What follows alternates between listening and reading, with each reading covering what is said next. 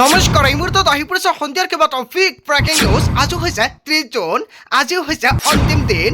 লাখ লাখ অৰুণোদয় হিতাধিকাৰী যদি আজি এই কাম কৰা নাই, আপোনালোকৰ একাউণ্টত ৩,০০০ টকা নোসোমায়। অসমৰ মুখ্যমন্ত্ৰী ডক্টৰ হিমন্ত বিশ্ব শৰ্মাই কৰিলে বৃহৎ ঘোষণা। যদি আপুনি চৰকাৰী কৰ পোৱা নাই, তেনে ক্ষেত্ৰত আজিয়ে কৰক বিশেষ দুটামান কাম। সকলোৱে লাভ কৰিব চৰকাৰী কৰৰ প্ৰথম কিস্তি ধনৰাশি। মোদী চৰকাৰে দিছে এটা ভাল খবৰ। ৰেচন কাৰ্ড থাকিলে চেনি দালি নিমখ লাভ কৰিব মিঠাতেল। এইকেইবিধ সামগ্ৰী লাভ কৰিব 1 আগষ্টৰ পৰা, কিন্তু 1 জুলাইৰ পৰা কৰিব লাগিব কেইবাটাও বিশেষ গুৰুত্বপূৰ্ণ কাম। কেৱল এয়াই নহয়, আত্মীয়গোটৰ প্ৰতিজন মহিলাৰ বেংক একাউণ্টত 25,000 টকা সোমাই দিব অসমৰ মুখ্যমন্ত্ৰী ডক্টৰ হিমন্ত বিশ্ব শৰ্মাই। লগতে কেইবাটাও ৰাজনৈতিক খবৰৰ লগতে অৰাজনৈতিক খবৰ যুগত কৰা হৈছে আজিৰ দিনটোত। গোটেই অসম তথা ভাৰতৰ বিভিন্ন প্ৰান্তৰ পৰা যুগত হৈছে কেইবাটাও ডাঙৰ খবৰ। এনেবোৰ খবৰ নিতৌ পাই থাকিবলৈ চেনেলটি ছাবস্ক্ৰাইব কৰি ভিডিঅ'ত এটা লাইক কৰিবলৈ নাপাহৰিব। আজিৰ আমাৰ প্ৰথম খুবেই গুৰুত্বপূৰ্ণ খবৰ হৈছে অসমবাসীৰ বাবে এটা ডাঙৰ খবৰ। ৰাজ্যৰ লাখ লাখ অৰুণোদয় হিতাধিকাৰীৰ বাবে ডাঙৰ খবৰ আহি পৰিছে। আজি হৈছে 30 জুন। ধন লাভ কৰিবলৈ বেংক একাউণ্টৰ সৈতে সংযোগ কৰক আধাৰ কাৰ্ড। ৰাজ্যৰ মুখ্যমন্ত্ৰী ডক্টৰ হিমন্ত বিশ্ব শৰ্মাই জৰুৰী জাননী জাৰি কৰিছে। অৰুণোদয় আঁচনিৰ তালিকাত আপোনাৰ নাম অন্তৰ্ভুক্ত হৈ আছে নেকি? যদি আপুনি আজিৰ ভিতৰতে নকৰে, তেনে ক্ষেত্ৰত অন্যথা বঞ্চিত হ'ব অৰুণোদয় আঁচনি 3.0 ধনৰ পৰা। আৰু আজিৰ ভিতৰতে আপুনি ঘৰতে বহি মোবাইল ফোনৰ জৰিয়তে ৰাতিৰ ভিতৰতে KYC আপডেট কৰিব পাৰিব। আৰু যিসকল হিতাধিকাৰীয়ে বেংকত গৈ আপডেট কৰিছে, সেইসকল হিতাধিকাৰী ষ্টেটাছটো চেক কৰক। আপোনাৰ আধাৰ কাৰ্ডৰ সৈতে বেংক একাউণ্ট লিংক হৈ আছে নে নাই। এতিয়াৰ পৰা আপুনি বেংকত যাব নালাগে, ঘৰতে বহি মোবাইল ফোনৰ জৰিয়তে ষ্টেটাছ চেক কৰিব পাৰিব। কেনেকৈ চেক কৰিব যদি আপোনালোকৰ ভিডিঅ' লাগে কমেণ্ট কৰক। অৰুণোদয়ৰ ধন ভিতৰত আধাৰ ভিত্তিক ব্যৱস্থা বাধ্যতামূলক কৰিছে চৰকাৰৰ ফালৰ পৰা। বহু হিতাধিকাৰী বেংক একাউণ্টৰ সৈতে এতিয়াও সংযোগ হোৱা নাই আধাৰ কাৰ্ড, আৰু আধাৰ সংযোগ নকৰিলে ভৱিষ্যতে ধন লাভৰ পৰা হ'ব পাৰে বঞ্চিত। 30 জুনৰ ভিতৰতে বেংক একাউণ্টৰ আধাৰ সংযোগ সম্পন্ন কৰাৰ নিৰ্দেশনা জাৰি কৰিছিল প্ৰশাসনৰ ফালৰ পৰা। আৰু সংযোগ প্ৰক্ৰিয়া সমস্যা হ'লে পৌৰসভা বা BDO কাৰ্যালয়ত যোগাযোগৰ সুবিধাও অসমৰ মুখ্যমন্ত্ৰী ডক্টৰ হিমন্ত বিশ্ব শৰ্মাই প্ৰদান কৰিছিল। যদি আপোনাৰ নাম অৰুণোদয় আঁচনিত অন্তৰ্ভুক্ত হৈ আছে, নিশ্চয় আপুনি লিংক কৰিছে। যদি আপুনি কৰা নাই, আজি আপুনি ঘৰতে বহি মোবাইল ফোনৰ জৰিয়তে কৰাই লৈ লওক। আপুনি কেনেকৈ লিংক কৰিব যদি আপোনালোকে নাজানে, নিশ্চয় আপুনি ইউটিউবত গৈ চাৰ্চ কৰিলে সম্পূৰ্ণ ভিডিঅ' পাই যাব। অৰুণোদয়ৰ ধন নিৰ্বিচ্ছিন্নভাৱে পাবলৈ নিৰ্ধাৰিত সময়ৰ প্ৰক্ৰিয়াৰ শেষৰ আগতে আপুনি এই কাম গুৰুত্বপূৰ্ণকৈ কৰিব লাগিব। ৰাতি 12 বজাৰ পূৰ্বে আপুনি কৰাই লৈ লওক। 1 আগষ্টৰ পৰা লাভ কৰিব অৰুণোদয় আঁচনিৰ ধনৰাশি। শোণিতপুৰ জিলা প্ৰশাসনে জাৰি কৰিছে এই জাননী। শোণিতপুৰ জিলাৰ লগতে প্ৰতিখন জিলাতে এই জৰুৰী জাননী জাৰি কৰা হৈছে। যদি আপুনি এতিয়ালৈকে লিংক কৰা নাই, অতি শীঘ্ৰে মোবাইল ফোনৰ জৰিয়তে লিংক কৰাই লৈ লওক। আপুনি গুগলত গৈ চাৰ্চ কৰক DBT লিংক বুলি চাৰ্চ কৰাৰ লগে লগে প্ৰথমতে লিংক আহি যাব, আৰু তাতে গৈ ষ্টেপ বাই ষ্টেপ সম্পূৰ্ণকৈ আপোনালোকে কৰাই লৈ ল'ব পাৰিব। যিসকলে লিংক কৰিছে সেইসকলে ষ্টেটাছো চেক কৰিব পাৰিব আপোনাৰ DBT লিংক হৈছে না নাই, বা আপোনাৰ ABPS লিংক হৈছে না নাই, বা আপোনাৰ আধাৰ কাৰ্ডৰ সৈতে বেংক একাউণ্ট লিংক হৈছে না নাই, আপোনালোকে অতি সহজতে চেক কৰিব পাৰিব। কেনেকৈ চেক কৰিব যদি আপোনালোকৰ ভিডিঅ' লাগে, নিশ্চয় এটা কমেণ্ট কৰিব। কাইলৈৰ ভিডিঅ'টোত সম্পূৰ্ণকৈ ষ্টেপ বাই ষ্টেপ দেখুৱাই দিম, আৰু আজিৰ ভিডিঅ'ত যিমান পাৰে সকলোকে শ্বেয়াৰ কৰি জনাই দিব।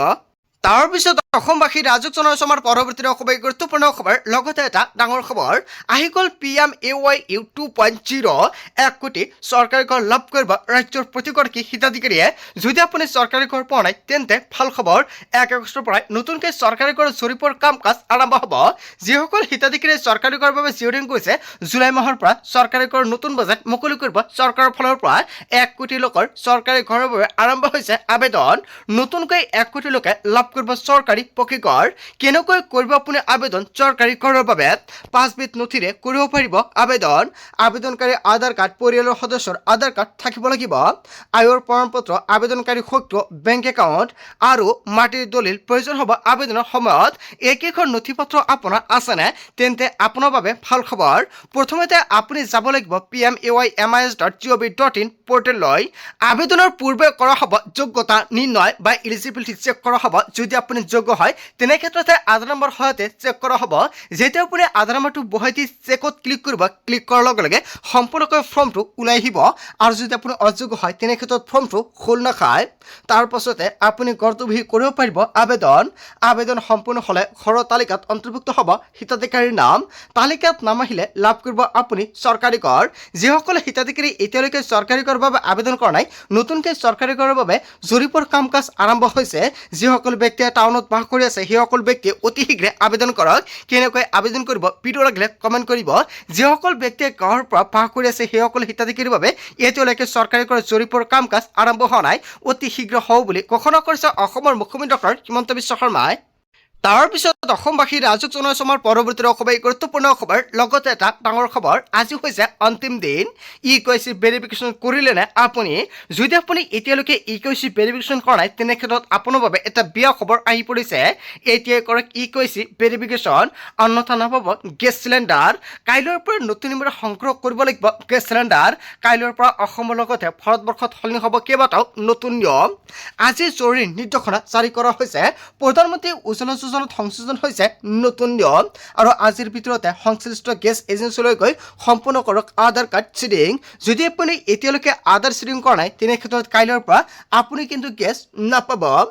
আধাৰ চিডিঙৰ পাছত সম্পূৰ্ণ কৰক ইকেৱাইচি ভেৰিফিকেশ্যন আৰু 30 তাৰিখলৈকে সেই সময় বান্ধি দিয়া হৈছিলে যদি আপুনি কৰা নাই তেনে ক্ষেত্ৰত আপোনাৰ বাবে এটা বেয়া খবৰ সংশ্লিষ্ট গেছ এজেন্সিলৈ গৈ আপুনি Indian oil on Aadhaar face app ব্যৱহাৰ কৰিব পাৰিব ভেৰিফিকেশ্যনৰ সময়তে আৰু ইকেৱাইচি কৰাৰ নামত কোনো অচিনাকি ব্যক্তিক নিজৰ বেংক ডিটেইলছ বা OTP বা কোনো গোপন নম্বৰ আপুনি শ্বেয়াৰ নকৰিব আৰু অফিচিয়েল এপ বা নিজৰ গেছ এজেন্সিলৈ কৰক আপুনি এই গুৰুত্বপূৰ্ণ কাম যদি আপুনি ভাবিছে ঘৰতে বহি মোবাইল ফোনৰ জৰিয়তে কৰিব নিশ্চয় ইকেৱাইচি কৰিব পাৰিব কেনেকৈ কৰিব নিশ্চয় সম্পূৰ্ণকৈ যদি আপোনালোকৰ ভিডিঅ' লাগে কমেণ্ট কৰিব কাইলৈ সম্পূৰ্ণকৈ দেখুৱাই দিম যদি আপুনি আজি ৰাতিৰ ভিতৰতে কৰিব বিচাৰে তেনে ক্ষেত্ৰত নিশ্চয় ইউটিউবত ভিডিঅ' পাব সেইবিলাক চাই আপোনালোকে অতি শীঘ্ৰে কৰাই লৈ লওক আৰু আজিৰ ভিতৰত যিমান পাৰে সকলোকে শ্বেয়াৰ কৰি জনাই দিব আৰু আপুনি কেনেকৈ চেক কৰিব আপোনাৰ ইকেৱাইচিটো সম্পূৰ্ণ হৈছে নে নাই যদি আপোনালোকৰ ভিডিঅ' লাগে এটা কমেণ্ট কৰিব নেক্সট ভিডিঅ'ত সম্পূৰ্ণকৈ জনাই দিম তাৰ পিছত অসমবাসী ৰাজক জনাইছে আমাৰ পৰৱৰ্তী অসমৰ গুৰুত্বপূৰ্ণ খবৰ লগতে এটা ডাঙৰ খবৰ আজি হৈছে অন্তিম তাৰিখ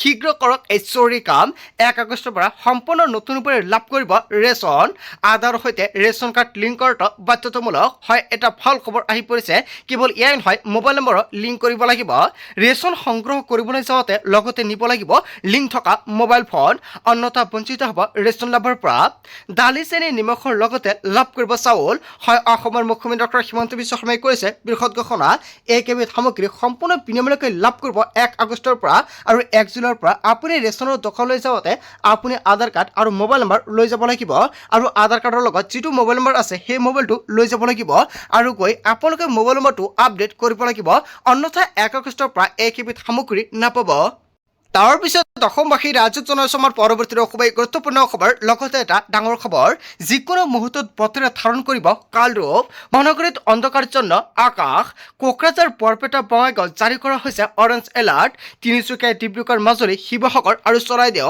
কেৱল এয়াই নহয় পশ্চিম কাৰ্বি আংলং নগাঁও মৰিগাঁও দৰং আৰু কামৰূপ মেট্ৰ' কামৰূপ নলবাৰী বজালী বাক্সা বজালী চিৰাং গোৱালপাৰা ধুবুৰী দক্ষিণ শালমাৰাত জাৰি কৰা হৈছে এলাৰ্ট সাৱধান হওক ৰাজ্যবাসী বৰ্তমান আপোনাৰ অঞ্চলত বতৰৰ পৰিস্থিতি কেনেকুৱা কমেণ্ট বক্সত জনাব তাৰ পিছত অসমবাসী ৰাজক জনাইছে আমাৰ পৰৱৰ্তী অসমৰ গুৰুত্বপূৰ্ণ খবৰ লগতে এটা ডাঙৰ খবৰ অতি সোনকালে শিৱসাগৰত হ'ব উচ্ছেদ যমুনা বেদখল কৰি থকাসকলে শীঘ্ৰে নিজৰ নিজৰ ঘৰ আঁতৰাই লৈ যাওক অন্যথা শীঘ্ৰে এই বেদখলকাৰীৰ ওপৰত চলিব বুলডোজাৰ আদালতে ৰায় দিছে যমুনা বেদখলমুক্ত হ'ব লাগিব 36টা পৰিয়ালে বেদখল কৰি আছে শিৱসাগৰ যমুনা আহোম যুগৰ ঐতিহাসিক সম্পদ যি যমুনা বেদখল হৈ আছে সেয়া শীঘ্ৰে বেদখলমুক্ত কৰা হ'ব বেদখলকাৰী খটৰ সকিয়নি মন্তব্য কৰিছে বিধায়ক অখিল গগৈয়ে